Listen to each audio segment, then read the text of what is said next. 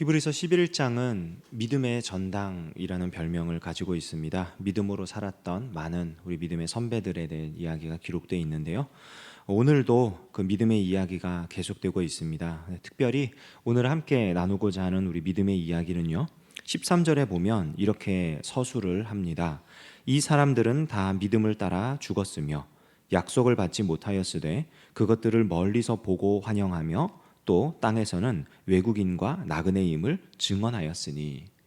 앞서 말했던 우리 믿음의 조상들, 그리고 뒤에 나오는 믿음의 또 여러 사람들에 대해서 그들의 결국이 죽었다라는 거예요. 이 땅에서 그들의 생을 다했다, 그들의 생이 맞춰졌다. 그런데 그냥 죽은 게 아니라 믿음을 따라 죽었다.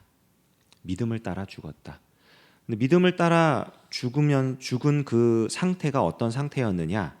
약속을 받지 못한 상태였다. 그러니까 하나님이 어떤 약속을 하셨고 그 약속이 실현되는 것을 그들이 확인하기 전에 그들의 생이 다한 거예요.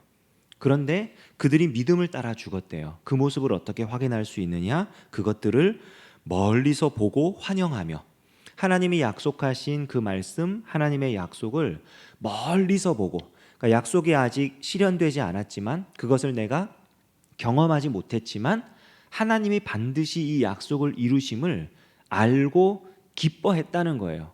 그리고 이 땅에서는 어떻게 살았느냐?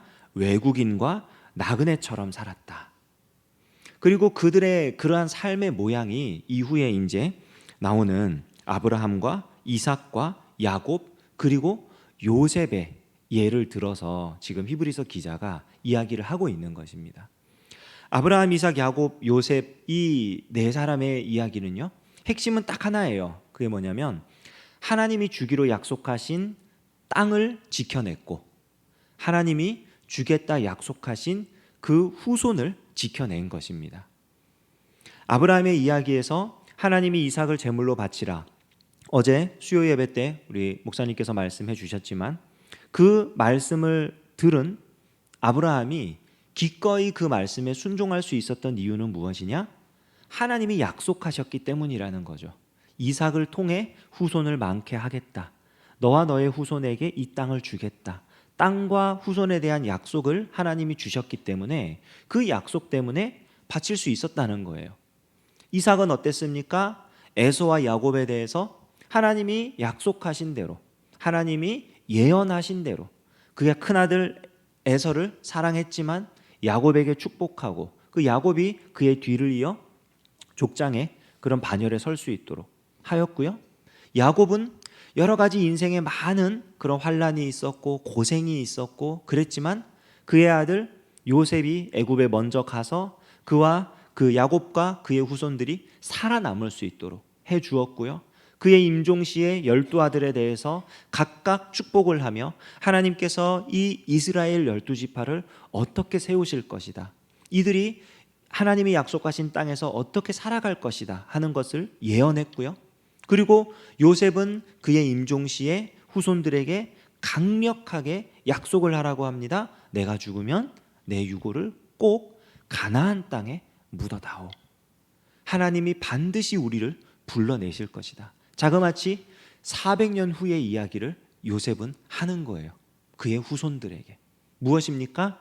하나님께서 반드시 이 땅을 주실 것이고 하나님께서 반드시 우리의 후손을 많게 할 것이다. 땅을 가지고 많은 자녀를 얻게 되고 그 얘기가 중요한 게 아니라 하나님이 약속하신 그 약속을 반드시 지켜내실 것이다 라는 것을 그들의 삶의 마지막 순간까지 증언해냈다는 것입니다. 이것이 바로 믿음의 삶입니다.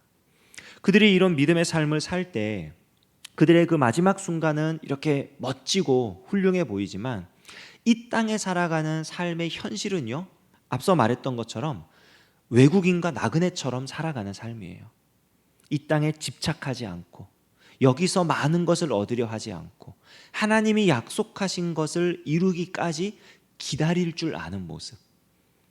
이 본문을 이렇게 묵상을 하면서 외국인과 나그네처럼 사는 것을 어떻게 가장 실제적으로 우리가 생각해 볼 수 있을까 생각을 많이 해봤거든요.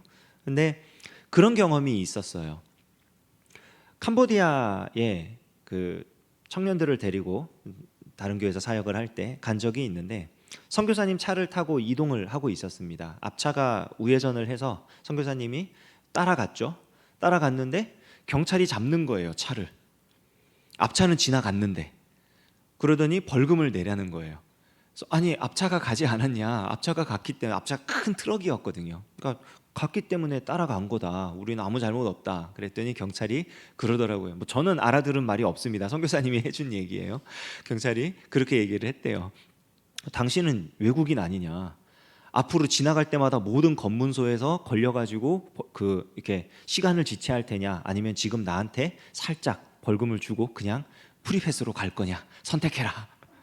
어쩔 수 없이 선교사님이 벌금을 낸 거예요. 벌금이 아니라 사실은 그 경찰의 용돈이겠죠. 이제 이렇게 내고 무사히 지나갔습니다. 그 얘기를 듣고 아니 어떻게 그럴 수 있냐고 그랬더니 선교사님이 그러는 거예요. 어쩔 수 없어요. 외국인이거든요.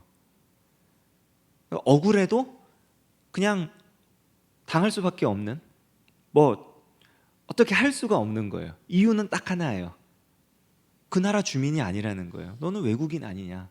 교통사고가 나서 100% 상대방이 과실을 했는데 경찰서에 이렇게 사고 접수가 되고 진행을 하면은 100% 선교사가 진대요. 무조건 다 벌금을 내야 되고, 그래서 사고 나지 않는 게 최고 좋고, 저런 식으로 나오면은 그냥 이렇게 손해 보고 가는 게 가장 손해를 덜 보는 거다, 이렇게 얘기를 하더라고요. 그래서 아, 그렇구나 생각을 하고 지나갔었는데 오늘 말씀을 읽으면서 그 생각을 했습니다. 우리가 이 땅에서 외국인과 나그네처럼 살아가는 게 어떤 건가. 물론 그 선교사님처럼 우리가 그런 손해를 보면서 사는 모습은 아니지만 이 땅의 것보다 더 중요한 가치를 붙잡고 하나님이 우리에게 약속하신 것들을 이루기까지 하나씩 하나씩 견디어 나가며, 실제로 그 약속을 내가 직접 체험하지 못한다 할지라도, 내가 사는 동안 그 약속이 실현되지 않는다 할지라도 절대로 약속을 취소하지 않으시는 우리 하나님을 믿고, 그 믿음으로써 우리의 일생이 하나님이 살아계시며 하나님이 약속을 이루시는 신실한 분임을 증언하는 우리들의 삶이 되기를 우리 주님의 이름으로 축원합니다. 기도하겠습니다. 하나님 아버지, 감사합니다. 오늘 아침에도 주님 우리를 깨워주셔서